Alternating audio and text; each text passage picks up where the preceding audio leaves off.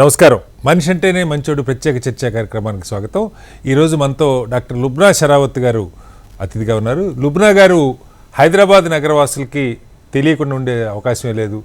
హైదరాబాద్లో ఎక్కడ ఏ పర్యావరణ సమస్య తలెత్తినా, ఎవరు ఏ చెరువుని కబ్జా చేస్తున్నా, ఆక్రమణలకు గురవుతున్నా, అలాగే మహిళల హక్కులు, ఇలా అనేక అంశాల మీద దశాబ్దాలుగా పోరాటం చేస్తున్నారు. ఒక 15 ఏళ్ళు అటు ప్రభుత్వ ఉద్యోగంలో అలాగే బ్యాంకుల్లో ఉద్యోగంగా చేసి పదవీ విరమణ చేసి అక్కడి నుంచి పూర్తిగా ప్రజా జీవితానికి, సామాజిక సమస్యల మీద పోరాటానికి నడుం కట్టారు. అలాంటి లుబ్నా గారితో ఇవాళ మనం మాట్లాడబోతున్నాం. లుబ్నా గారు నమస్కారం.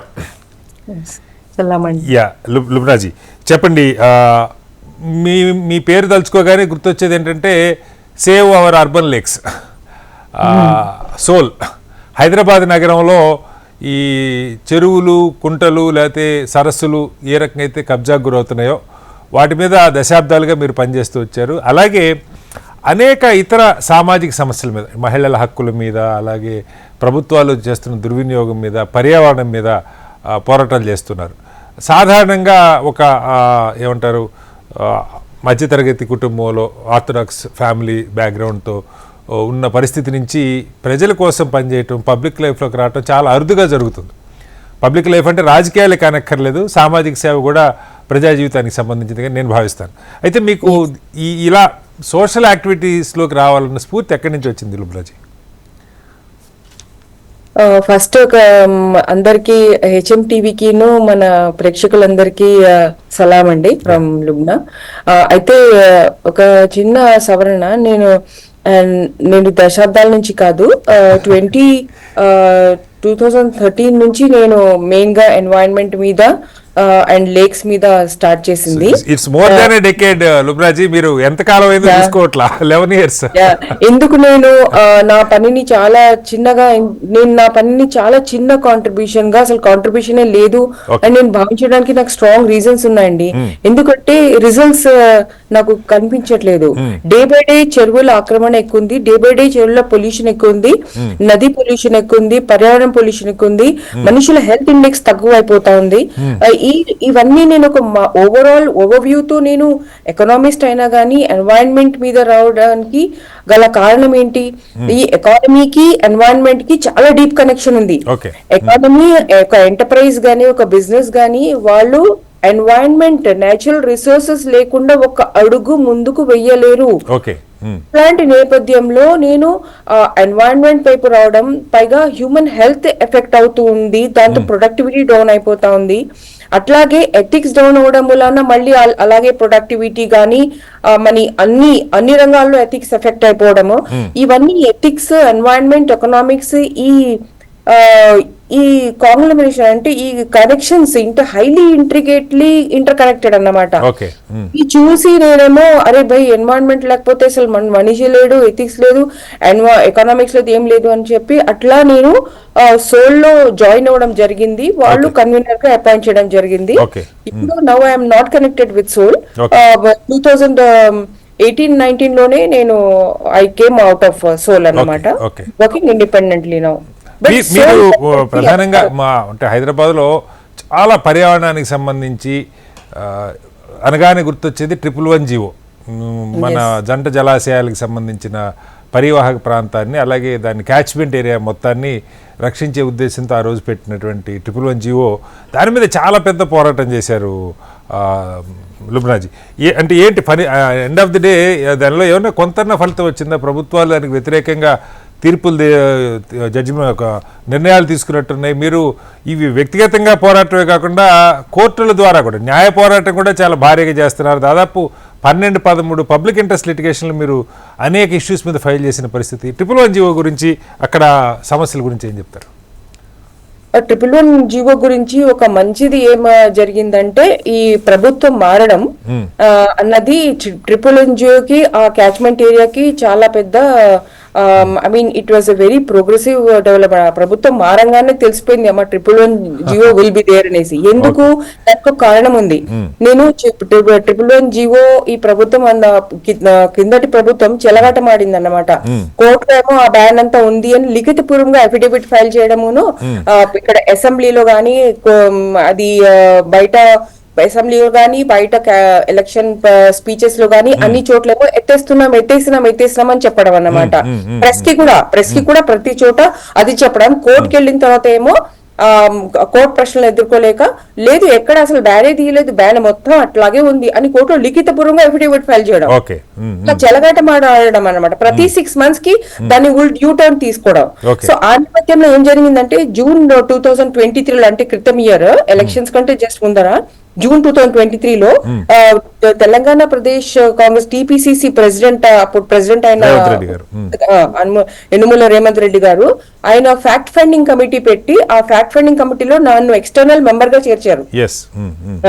సో దాన్ని బట్టి నాకు అప్పుడు అర్థమైంది ఈ పర్యావరణం మీద వీళ్ళకి చిత్తశుద్ధి ఉంది ఈ పార్టీకి. అండ్ చాలా ఫ్యాక్ట్ ఫైండింగ్ కమిటీ చేసి వాళ్ళకి రిపోర్ట్స్ జరిగింది. రేవంత్ గారికి వాళ్ళు పిలిచారు, మీరే ఇవ్వాల ప్రెసిడెంట్ గారికి అని. సో వాళ్ళకి ఇవ్వడం జరిగింది అన్నమాట ఫ్యాక్ట్ ఫైండింగ్. ఆ ఫ్యాక్ట్ ఫైండింగ్ కూడా మేము అక్కడ వెళ్ళి ఆ కిసాన్స్ ఫార్మర్స్ ని కలిసి వాళ్ళతో డైరెక్ట్ గా ఇంటరాక్ట్ అవ్వడం ఒకటి. దాని తర్వాత ఆ చుట్టుపక్కల కొత్తగూడ మున్సిపాలిటీ వాళ్ళని కలవడం, దాని తర్వాత ఆ బార్డర్స్ అని హిమాయత్ సాగర్ బార్డర్స్, ఉస్మాన్ సాగర్ బార్డర్స్, మూసీ నది పరిస్థితి ఏంటి, అసలు గ్రౌండ్ టూర్ మొత్తం చేశాను. వాళ్ళు చాలా కోఆపరేట్ చేశారు నన్ను. ఎవరైతే అపాయింట్ చేశారో కాంగ్రెస్ వాళ్ళు, they heavily cooperated and I met everybody and gave an independent report అన్నమాట.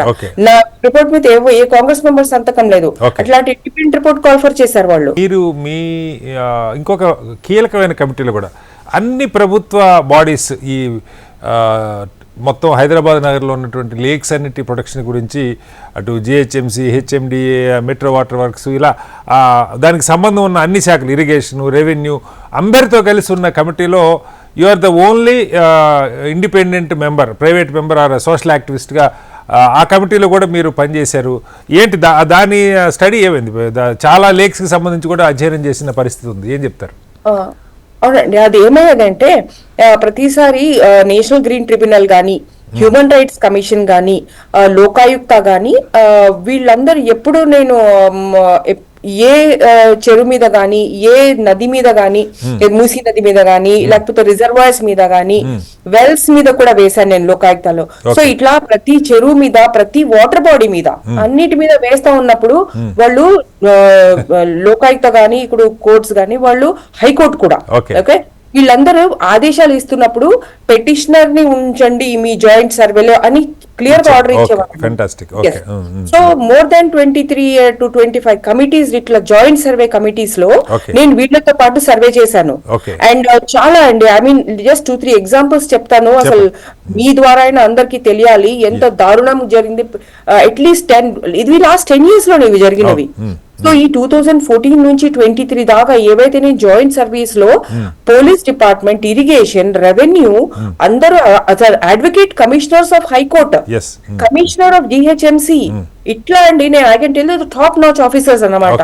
వీళ్ళందరూ ఉండగా కూడా అక్కడ లోకేష్ కుమార్ గారు జిహెచ్ఎంసి కమిషనర్ గా బండ్లగూడ చెరువులో ఎవరైతే ఎంఎం కాలనీ అని చెప్పి కట్టారో, అక్బరుద్దీన్ వేసి ఈ రోజు ఇమారత్ అని చెప్పుకుంటున్నారో, అది ఇది చెరువులో ఉంది, దీనికి నేను పర్మిషన్ ఇవ్వలేదని ఏదైతే ఇమారత్ అని చెప్పుకుంటున్నారో ఎంఐఎం ఎమ్మెల్యే అక్బరుద్దీన్ అవేసి గారు, దాని ముందు నిలిచి చెప్పారు, లిఖితపూర్వకంగా ఇచ్చేసారు లోకాయుక్తకి. సో ఇంకొక చాలా కీలకమైనది ఏమైందంటే, ఇప్పుడు ఏదైతే ఇది చాలా ఇంట్రెస్టింగ్ అండి, చాలా అవసరం ఈ నేపథ్యం. సో ఈ ఏదైతే పుపల్గూడలో మనకి ఇటు మై హోమ్ అవతార్ ఆపోజిట్ గా నార్సింగి చెరువు అని ఉందండి. It is a notified lake అన్నమాట. ఇట్ ఈస్ దాని లేక్ ఐడి కూడా ఇచ్చారు, 2939 అనుకుంటా, to best of my memory. అయితే మా హెచ్ఎండి లేక్ ఐడి కూడా ఉంది. దాని లోపల నేను 2020లో నేను పెటిషన్ వేసినప్పుడు ఎన్జిటిలో లేక్ ఇంకా దాన్ని మొత్తం బౌల్డర్స్ నింపుతున్నారు అన్నమాట. కంగారు పెట్టిపోయి మా కొలీగ్ కమ్ ఫ్రెండ్ చక్రి గారు చెప్పారు, చెప్పంగానే వెళ్ళి సర్వే చేసి ప్రమిళతో పాటు దెన్ వి ఫైల్డ్ అన్నమాట. అది అయిపోయిన తర్వాత ఇంకా లెఫ్ట్ సైడ్ అది నార్సింగి జంక్షన్, ఏదైతే మహోమ్ అవతార్ జంక్షన్ అని ఉందో దానికి లెఫ్ట్ సైడ్ లో ఫ్యూచర్ కిడ్స్ స్కూల్ పక్కన మామసాని కుంటా అని ఉంది, మేకసాని కుంటా అని ఉంది, దాని మధ్యన బల్కాపూర్ ఛానల్ ఉంది. కొంతమంది ఆల్రెడీ ఇప్పుడు విచారణ ఎదుర్కొంటున్నారు లుబ్నా గారు, మనం చూస్తాం ఈ మధ్యకాలంలో మీరు కోట్ చేసిన కొన్ని పేర్లే బయటపడుతున్న వాళ్ళ అక్రమాలు, ఇది ఒక చర్చ. కానీ అయితే నా ఒక ప్రశ్న, మీరు ఛాలెంజ్ చేసిన ఇష్యూస్ చిన్న ఇష్యూస్ కాదు లుబ్నా గారు, 100 కోట్లు 1000 కోట్లు మింగేసే తిమింగలాలు, ఆ భూములు ఎకరాలు 50 కోట్లు 100 కోట్లు ఉన్న ఖరీదైన భూములు, మీరు చెప్తున్న నార్సింగి, ఈ కోకాపేట, గండిపేట ఈ ఏరియాల్లో భూములు, వాళ్ళు దాన్ని భూముల కింద కబ్జా చేస్తే భూమి కింద మార్చుకున్నారు. నా ఉద్దేశం భూమి కాదు, చెరువు కబ్జా చేస్తారు. బట్ ఎప్పుడు బెదిరింపులు వీళ్ళ నుంచి థ్రెట్ కాల్స్ కానీ లేకపోతే వీళ్ళు కానీ లేకపోతే వీళ్ళ నుంచి, ఎందుకంటే 100 కోట్లు ఉన్నప్పుడు మజిల్ పవర్ ఉంటుంది ఆబ్వియస్కి. ఒక మహిళగా దాన్ని ఎలా ఎదుర్కొన్నారు? ఖచ్చితంగా మీకు కొన్ని థ్రెటనింగ్ కాల్స్ లేకపోతే ఇలా వచ్చి ఉండే అవకాశం ఉంది, ఏం చెప్తారు? నాకు 3-4 మీరు ఇలా ఈ ప్రశ్న అడగగానే 3-4 ఇన్స్టెన్సెస్ వస్తున్నాయండి. అయితే ఇప్పుడు ఈ ఫీనిక్స్ వాళ్ళ దగ్గర నుంచేమో నాకు మాటికి థ్రెట్స్ రాలేదు, but I don't know how to take it, but repeated calls వచ్చేవి కి లెటస్ టాక్ ఇట్ అవుట్ అనేసి. నేను చెప్పాను you move out of the, మీరు చెరువు నుంచి బయటకు వచ్చండి, అప్పుడు చాలా మనం కంటిన్యూస్ మాట్లాడుకోవచ్చు అని చెప్పాను. ఇంకొకటి అంటే హుసేన్ సాగర్ లో ఈ రోజుకి కూడా హుసేన్ సాగర్ లో ఏదైతే కుకట్పల్లి నాలా వచ్చి హుసేన్ సాగర్ ని కలుస్తుందో అక్కడ బ్రహ్మన్ వాడికి ఎదురుగా అన్నమాట నాతో మాటలు, చెరువు నుంచి బయటకు వచ్చినప్పుడే నాతో మాటలు. ఇంకొకటి అండి ఇట్లాగే ఓల్డ్ సిటీలో ఆసిఫ్ నగర్ లో దేవుని కుంట అని ఉందండి, హుమాయూన్ కుంట దేవుని కుంట 2 పేర్లు ఉన్నాయి దానికి అఫీషియల్ గా. అయితే ఆ చెరువులో నేను రాత్రి 11:30-11:45 కూడా కాల్స్ అన్నమాట, మేడం క్యా కర్తే క్యా ఓది అది అని చెప్పేసి నాకు కాల్స్ ఇచ్చాను. నేను చెప్పాను నువ్వు ఎవరికి ఒక పెట్ డాగ్ లాగా నువ్వు అట్లా ఉండకు, నువ్వు న్యాయం ఉన్నది చేసి నీ జీవితాన్ని నువ్వు బాగా చేసుకో, వాళ్ళెవరో నీకు చెప్తుంటే నువ్వు నాకు కాల్స్ ఇస్తే నీ జీవితం అట్లా మార్చుకోకని నేను మొత్తం భయాన్ని కొట్టాను అన్నమాట. నువ్వు ఇటు ఖానూన్ కి లేవు, నువ్వు ఖురాన్ కి లేవు, నువ్వు ఏం చేస్తున్నావు నువ్వు అసలు అని బాగా మంచిగా చెప్పేసి, ఇక ముందు నాకు కాల్స్ చేయకు, నువ్వు కాల్స్ చేస్తే నువ్వు ఇదే వింటావు, నువ్వు ఇంకేం వినవు, నువ్వు నేను తిట్టను కూడా, నేను ఇదే చెప్తాను, ఈ మాటలే చెప్తాను అంటే మెల్లిమెల్లిగా ఆ కాల్స్ పోయాయి. కానీ ఆ చెరువుని ఇంకా ఆ నుంచి ఆ ఎంక్రోచ్మెంట్ వెళ్ళాలి, ఎందుకంటే వాళ్ళు మొత్తం చెరువు ప్లాటింగ్, నేను ఏవేవైతే కేసు వేసానో మొత్తం చెరువుల్లో ప్లాటింగ్ అన్నమాట. అంటే ఎంత పెద్ద సపోర్ట్ ఉండాలా వీళ్ళకి. కానీ ఒకటి లుబ్నా గారి 1-2 చెరువులని కాదు, హైదరాబాద్ లో ఉన్న దాదాపు ప్రతి చెరువులో కొంత జరిగింది అనుకున్నప్పటికీ కూడా ఈ మిషన్ కాకతీయ పేరుతో కొంత ఫెన్సింగ్లు అక్కడక్కడ కొంత చెరువుల్ని, అది గ్రామీణ ప్రాంతాల్లో జరిగింది కదా. హైదరాబాద్లో ఎవ్రీడే నైట్ మనందరం గమనించేది, కళ్ళు ఉన్న ప్రతి ఒక్కళ్ళు రాత్రిపూట 10 తర్వాత బయటికి వెళ్తే లారీలు టిప్పర్లు ఎక్కడెక్కడి నుంచో మట్టి తీసుకెళ్లి డంప్ చేస్తూ ఉంటాయి, ఇది కనపడుతుంది. కొన్ని చెరువులకి ప్రభుత్వం అక్కడ సెక్యూరిటీని ఏర్పాటు చేసిన పరిస్థితి, బట్ చాలా చెరువులకి నేను స్వయంగా చూసే అనేక చెరువులు చూస్తున్నటువంటి పరిస్థితి, రాత్రి 10 దాటితే తెల్లవారి 5 వరకు కూడా టోటల్ నైట్ అంతా కూడా ఆ చెరువుల్ని పూడ్చే కార్యక్రమం నిరంతరాయం కొనసాగుతుంది. ప్రభుత్వాలని ఇప్పుడు కొత్త ప్రభుత్వం మీరు చెప్తున్నారు, రేవంత్ రెడ్డి గారు చాలా ఇనిషియేటివ్ తీసుకుంటున్నారు పర్యావరణం, మీ వాళ్ళు అలాంటి సజెషన్ చెరువుల దగ్గర కంటిన్యూస్గా వాచ్ ఎవరన్నా ఒక్క సెక్యూరిటీ గార్డు పెట్టినా ఇది బౌండరీ, దీనిలో ఎవరు వేయకుండా చూడండి అని, అలాంటిది ఏదైనా ఒక ప్రయత్నం, అంటే ఎండ్ ఆఫ్ ద డే లీగల్గా ఏం తెలియదు, అసలు ముందు చెరువు అనేది కనపడకుండా పోతా ఉంది, నాలాలు కనపడకుండా పోతా ఉన్నాయి, దీనికి ఏమైనా ఒక ప్రయత్నం చేయగలుగుతారా? ఇది నేను ట్యూస్డే కంప్లైంట్ చెప్తున్నానండి. ఒక అలర్ట్ పబ్లిక్ అక్కడ నుంచి ఖాజాగూడ చెరువులో నా పిల్లు ఉందన్నమాట, 135/2020. అయితే ఆ బిల్ లో అక్కడ ఏంటంటే లోపల నుంచి ఏదైతే లింక్ రోడ్ అని చెప్పి వేశారో అది అసలు FTL ప్లస్ బఫర్ జోన్ అన్నమాట. అయితే అందుకని చెప్పి నేను బిల్ వేశాను, లేకపోతే మీ లింక్ రోడ్ ప్రజల కోసం వేస్తుంటే నేను ఎందుకు అడ్డొస్తాను. అది మొత్తం మన నవంబర్ 2023లో ఎలక్షన్స్ వేడిలో జరిగిన ల్యాండ్ ఫిల్స్ అయితే విపరీతం అండి. నవంబర్ 2023లో అసలు ఖాజాగూడలో ఆ తూము వియర్ ఏం కనిపించకుండా పెట్టేశారు. మన ఇప్పుడు 2 days బ్యాక్ ఏమొచ్చిందంటే ఇటువైపు రోయామిస్త్రీ కాలేజ్ వైపు కూడా మొత్తం లెవెలింగ్ రాత్రికి రాత్రి ఒక ప్రీకాస్ట్ కంపౌండ్ వాల్ వేసి మొత్తం ఒక రూమ్ వేసేసారు. ఇప్పుడు అది నేను కోర్టుకి మళ్ళీ తీసుకెళ్లి చెప్పాలా. సో ప్రభుత్వాలే దశాబ్దాలుగా మనం విన్నాం, గతంలో పార్టీలని కదా కానీ వాస్తవంగా హైదరాబాద్ నగరంలో ఈ చెరువుల్ని కుంటలు కాపాడటం అన్నది చాలా పెద్ద టాస్క్. లుబ్నా గారు, అంటే మీ బోటి వాళ్ళు ఒక ఇండివిజువల్గా ఫైట్ చేస్తున్న దాన్ని కూడా ప్రభుత్వాలు సహకారం చేస్తే బాగుంటుంది. అయితే మీరు కేవలం దీని ఒక్కదాని మీదే కాకుండా మతంలో జరుగుతున్నటువంటి, మీరు హిజాబ్కు వ్యతిరేకంగా మహిళల స్వేచ్ఛ గురించి ఫైట్ చేశారు, అలాగే ట్రిపుల్ తలాక్ని ప్రభుత్వం రద్దు చేయటం మీద పోరాడారు, ఆఖరికి ప్రభుత్వం ఇస్తున్న ఇఫ్తార్ విందు కూడా ప్రభుత్వం ఖజానా వేస్ట్ చేస్తున్నారని ఫైట్ చేశారు, ఓవైసీ గారి మీద బ్లడ్ డొనేషన్ ఇష్యూకి సంబంధించి దాని మీద ఫైట్ చేశారు, ఈవెన్ మతంలో ఉన్న సమస్యల మీద మహిళల హక్కుల మీద కూడా పోరాడుతున్నారు. అది ఆ ప్రాసెస్ ఎలా ఉంది? ఇది ఒక్క చిన్న సవరణ అండి. హిజాబ్ కి వ్యతిరేకంగా నేను ఎప్పుడు పోరాట చేయలేదు.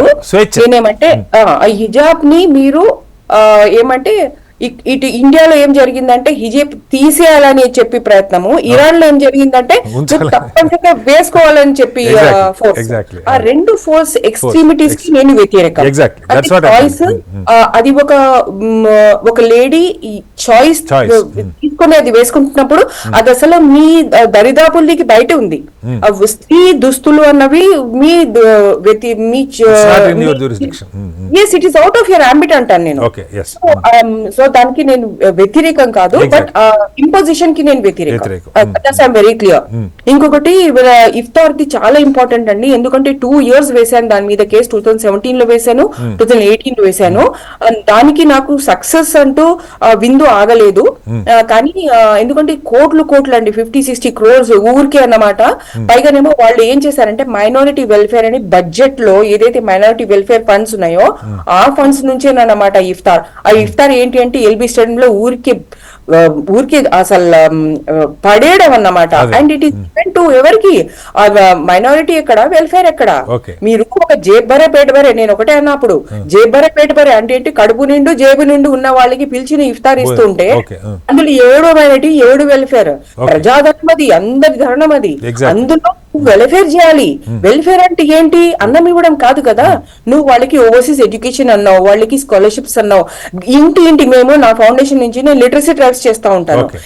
ఇంటికి వెళ్ళే బాబు మీ ఇంట్లో ఎవరు చదువుకున్నారు, ఎవరు చదవలేదు, ఎంత వరకు ఉంది, మీరు ఇంట్రెస్ట్ ఎంత దిగి ఉన్నారు అంటే వీళ్ళ ప్రతి ఒక్కళ్ళండి గల్లీలో దర్వాజా ప్రతి డోర్ దగ్గర మీకు, మన ముస్లిమ్స్ అని కాదు, ప్రతి ఒక్కళ్ళు లోవర్ క్లాస్ మిడిల్ క్లాస్ అండి, ప్రతి డోర్ తీరిస్తే మీకు ఒక గాథ ఉంటది అన్నమాట. వాడు తాగుతూనే ఉంటాడు, లేకపోతే డ్రగ్ ఉంటుంది, లేకపోతే ఉమెన్ స్త్రీలని ఉంటుంది, లేకపోతేనేమో వాళ్ళకి ఏదో ఒక జబ్బు ఉంటది, ఫిజికల్ జబ్బు, టీబీలు, మెంటల్ జబ్బులు. అది కాకుండా ఏమో వాళ్ళకి చదువు ఉండదు.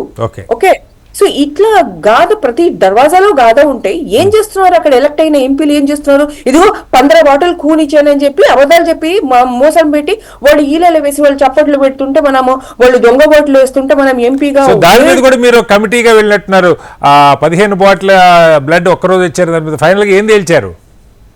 అది ఏమైందంటే మేము లెటర్ రాసాం ఉస్మానియా హాస్పిటల్ కి, సూపరింటెండెంట్ గారే తనే స్వయంగా government of Telangana last year గత ప్రభుత్వం నవంబర్ 2023 లో వచ్చింది నాకు ఆ రిప్లై. ఫర్దర్ గా ఏం చేస్తున్నారు? చెరువుల మీద పర్యావరణం మీద పనిచేస్తున్నారు లుబ్నాజీ కంటిన్యూగా, అంటే ఏంటి మీ గోల్ ఏంటి? రాజకీయంగా ప్రయత్నాలు చాలా స్వేచ్ఛగా చేసే ప్రయత్నం అనుకోండి, అది కాకుండా స్వచ్ఛందంగా మీరు చేస్తున్న ప్రయత్నంలో అంతిమంగా ఏమి లక్ష్యం పెట్టుకుంటున్నారు? స్వచ్ఛందంగా ఇది నా సొంత ఫౌండేషన్ ఉందండి, దానిలో 24/7 లిటరసీ డ్రైవ్స్ నడుస్తాయన్నమాట. ఎందుకంటే ఎడ్యుకేషన్ ఒకటేనండి టూల్. నేను ఐ ఫీల్ వెరీ బ్యాడ్ అసలు ఇప్పుడు కూడా కొంతమంది లేడీస్ తీసుకొచ్చి ఇది హాస్పిటల్ నుంచి ప్రిస్క్రిప్షన్ వచ్చిందని ఆ పేపర్ కూడా నా ముందు ఉల్టా పెడతారు వాళ్ళు. ఎంత బాధ ఉంటది గుండెలో, అది వీళ్ళకి ఏం ఉల్టా పెట్టడం, అది టూ బ్యాడ్ అన్నమాట. సో నేను ప్రతి ఒక్కరికి, చదువు రాని వాళ్ళకి, చదువు లేని ప్యూర్ ఫ్యామిలీస్ కి నేను ఒకటే చెప్తుంటాను, మీరు డైలీ ఒక న్యూస్ పేపర్ చదవగలగాల, సో దట్ మీకు ప్రతి సమాచారం తెలియాలా, మీకు మీలో ఆ ఇంక్విజిటీ డెవలప్ అవ్వాలా, నా చుట్టూ పరిసరాలు ఏంటి. సో నేను వాళ్ళకి ఒకటే చెప్తాను, పర్సనాలిటీ డెవలప్మెంట్ త్రూ ఎథిక్స్ అని చెప్పేసి. నేను వాళ్ళకి ఏం చెప్తానంటే, నేను వాళ్ళకి మీరు నిలబడగలగాల, ప్లస్ మీరు ఇంకొకరిని నిలబెట్టగలగాల, చెట్ అయిపోవాలా. మీరు స్ట్రైట్ గా నిలబడడం అయితేనే కదా మీరు ఇంకొకరిని నిలబెట్టగలరు. కాబట్టి మీకు లేదా లోపల చేయాలా, ఉంది మరి మీరు నిలబడలేకపోతే మీరు ఇంకొకరికి ఎట్లా చేస్తారు? సో వాళ్ళకి చెప్తాను అన్నమాట అసైన్మెంట్ లాగా, మీరు ఈ రోజు 24 hours లో పడుకునే ముందు, ఈ రోజు నేను నా కోసం కాకుండా ఇంకొకళ్ళ కోసం ఏదైనా చిన్న పని చేశానా.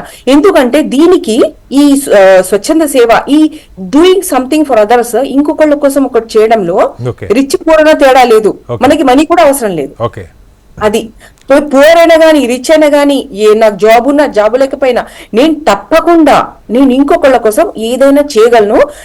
అసైన్మెంట్ లాగా ఇస్తూ ఉంటాను వాళ్ళకి personality development through ethics classes లో. ఐ మీన్ క్లాసెస్ కాదు, సెషన్స్ అన్నమాట. ఇది నేను ముఖ్యంగా అర్బన్ స్లమ్స్ లో, ఎక్కడ తహసీల్ నగర్ వెనకాల ఉన్న స్లమ్స్ లో గానీ వేరే చోట్ల ఎక్కడైనా పిలిస్తే అక్కడ చేసేదాన్ని, ఇప్పుడు చేయట్లేదు. But I did it continuously for some years అన్నమాట, to empower them. To get meaning in their lifes. వాళ్ళు ఏంటంటే మేము ఎప్పుడు డిపెండెంట్, ఏదో ఒక సబ్సిడీ, ఏదో ఒక లోను, అది ఇది. పైగా మైనారిటీ ఎక్కడైనా కలిసిన నేను వాళ్ళకి ఒకటే చెప్తూ ఉంటాను, మైనారిటీ గ్రూప్స్ లో ముఖ్యంగా ముస్లిం గ్రూప్స్ వాళ్ళకి ఒకటే చెప్తుంటాను, I tell them, see what government ये दिए वो दिए, मेरे भाई कंट्री को हम क्या दिए, हम क्या दिए, हम నేను వాళ్ళకి ఎప్పుడు ఒక బాణం వేస్తుంటాను, మీ దగ్గర ఖురాన్ లేదు కానూన్ లేదు అని ఎందుకు చెప్తుంటాను, మీ అంటే మనందరి దగ్గర అనాలి, పాయింట్ అవుట్, బ్లేమ్ గా చెప్పకూడదు. మన దగ్గర ఖురాన్ లేదు కానూన్ లేదు అంటే ఎట్లాగా, రెండు ఉండాలి కదా మరి, అవును ఉండాలి మరి. అట్లాంటప్పుడు మీకు ఖురాన్ లో లిక్కర్ మంచిది కాదు అని ఉంది కదా, మరి మీరు ఎప్పుడైనా యాంటీ లిక్కర్ మూవ్మెంట్ చేశారా దేశం కోసం? మరి ఖురాన్ లో ఫస్ట్ పదం ఏముంది, ఈ ఖురా అంటే చదువు, నువ్వు జ్ఞానోదయం ఉన్న వాళ్ళు ఉండు, నువ్వు మంచిగా ఆలోచించగలవాళ్ళు అని కమాండ్ ఉందన్నమాట. ఆ కమాండ్ ఉంది కదా, మరి మీరు ముస్లిం కమ్యూనిటీ మొత్తం లిటరేట్ ఉందా, మరి ఇండియా మొత్తం లిటరేట్ ఉందా, తెలంగాణ మొత్తం లిటరేట్ ఉందా, అది ఎప్పుడైనా ఆలోచించావా నువ్వు లిటరసీ మూవ్మెంట్స్ చేసావా అని. ఇట్లా వాళ్ళని ఖానూన్ తీసుకొని, ఈ ఖురాన్ తీసుకొని, ఈ ఖానూన్ తో దాన్ని ముడిపెట్టి సొసైటీలో ఒక మన దేశం ముందుకు వచ్చేది ఎట్లాగా, అందరు చదువుకుంటేనే కదా అని ఇట్లా వాళ్ళని ప్రోత్సహించడం అన్నమాట. కానీ మీరు చేస్తున్న ఎఫర్ట్ లో లుబ్నాజీ చాలా సమాచారం కావాల్సి ఉంటుంది. ఇప్పుడు మీరు చేసే లీగల్ బ్యాటిల్ ప్రధానంగా మీరేమిది వాళ్ళ మీద కొట్లాటకి వెళ్ళట్లేదు, ఈ సమాచారాన్ని సేకరించి ఇన్ఫర్మేషన్ గ్యాదర్ చేసి లీగల్గా ఫైట్, ప్రతి చిన్న అంశం మీద లీగల్గా ఫైట్ చేయగలుగుతున్నారు.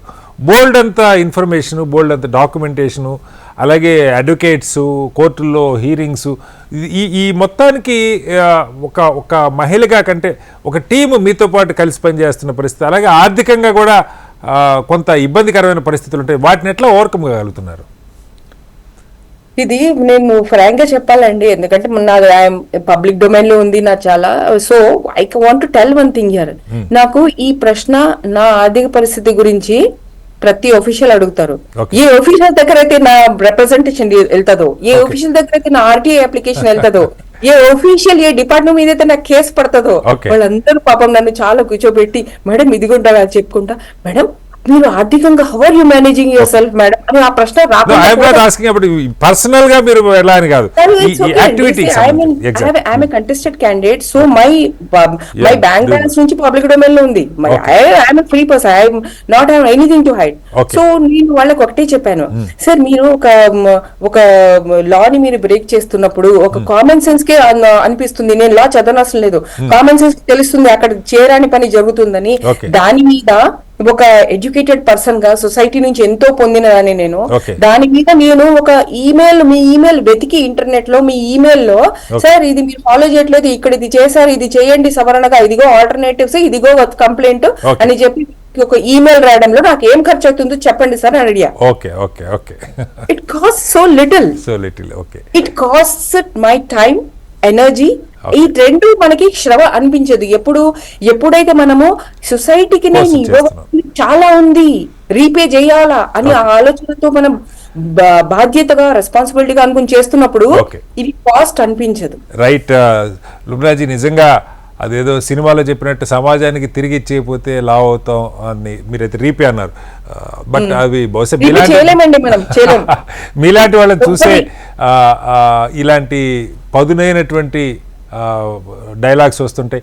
అయితే మీరు చేస్తున్న ప్రయత్నం నిరంతరాయంగా కొనసాగాలని కోరుకుందాం. లుబ్నా గారు చేస్తున్నటువంటి ప్రయత్నం నిజంగా సమాజంలో ఒక ముస్లిం మహిళగా కొంత వ్యతిరేకత లేకపోతే సమాజం నుంచి కొంత ఇబ్బందికరమైన పరిస్థితులు ఉన్నప్పుడు కూడా వాటన్నిటిని ఓవర్కమ్ చేసి సమాజం నాకెంతో ఇచ్చింది, ఖురాన్ నాకెంతో ఇచ్చింది, ఖానూన్ నాకెంతో ఇచ్చింది, ఆ ఖురాన్ ఖానూన్ ఫాలో అవుతూ చాలా చేయాలి సమాజానికి. నేను ఒక్కదాన్నే కాదు, నాలాగా మొత్తం భారత సమాజం అంతా హిందూ ముస్లిం అని తేడా లేకుండా సమాజం కోసం పరితపించాలని చేస్తున్న ప్రయత్నం నిజంగా మరింతగా జరగాలని కోరుకుందాం.